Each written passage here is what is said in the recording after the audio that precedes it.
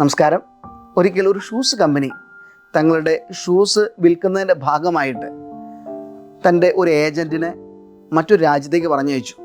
അവരുടെ ഉദ്ദേശം ഇതാണ്: തങ്ങളുടെ ഷൂസ് എല്ലാ രാജ്യങ്ങളിലും വ്യാപിപ്പിക്കണം. അങ്ങനെ ഇവരുടെ ഒരു ഏജൻറ്റ് വിമാനം കയറി ആഫ്രിക്കയിലേക്കാണ് പോയത്. അദ്ദേഹം അവിടെ ചെന്നിറങ്ങി. വിമാനത്താവളത്തിൽ നിന്നും അദ്ദേഹം പറഞ്ഞ സ്ഥലത്തെത്തി. അദ്ദേഹം അവിടെയുള്ള ആളുകളെയൊക്കെ ശ്രദ്ധിച്ചു.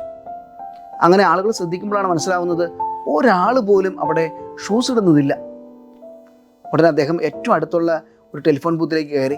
അദ്ദേഹം ഇങ്ങനെ വിളിച്ചു പറഞ്ഞു, ഇവിടെ ഷൂസ് കൊണ്ടുവന്നാൽ വിജയിക്കുമെന്ന് തോന്നുന്നില്ല. കാരണം ഇവിടെ ഷൂസ് ഇടുന്ന ഒരു കൾച്ചർ ഇല്ല.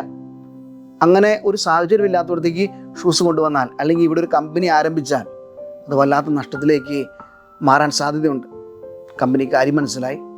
അവർ ആ പദ്ധതി അതോടെ ഉപേക്ഷിച്ചു.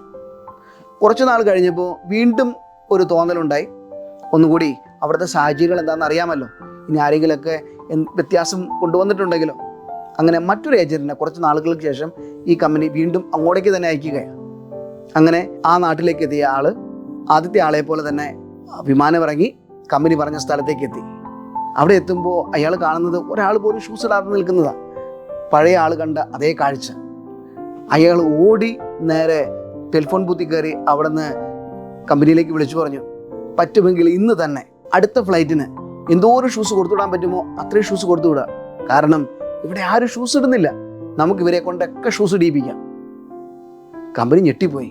കാരണം ഒരേ സ്ഥലം, ഒരേ കാഴ്ച, പക്ഷേ രണ്ടുപേരും കണ്ടത് വ്യത്യസ്തമായ രീതിയിലാണ്. പ്രിയമുള്ളവരെ, നമ്മളും ഒരേ കാഴ്ച കാണുന്നവരാണ്. പക്ഷെ കാഴ്ചപ്പാടുകളുടെ വ്യത്യാസം കൊണ്ടാണ് നമ്മിൽ പലർക്കും പല രീതിയിലുള്ള വിജയങ്ങളും പല രീതിയിലുള്ള പരാജയങ്ങളും ഉണ്ടാവുക.